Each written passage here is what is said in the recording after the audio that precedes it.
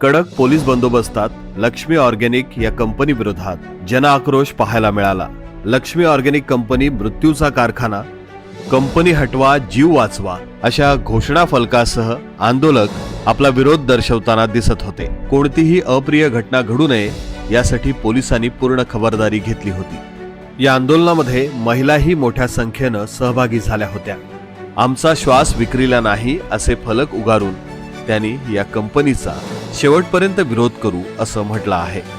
आम्ही या सर्वांना पाठिंबा देतो आहे। आता आमरे आणि अशोकराव जाधव 76 दिवस आहेत आणि ते 76 दिवस इथे बसून त्याचा हे करतात, त्यांचा आम्ही पाठिंबा देतो सगळे मिळून। आपल्याकडे मोठ्या संख्येने भोई समाज आणि इतर कवरेचे गावाचे नागरिक या मोर्चात सहभागी झाले।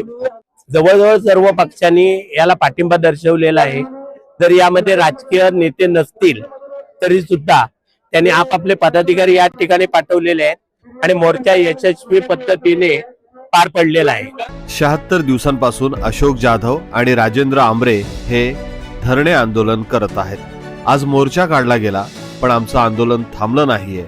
यापुढे देखील आम्ही त्याच जोमाने आंदोलन सुरू ठेवू असं या नेत्यांनी म्हटलं आहे।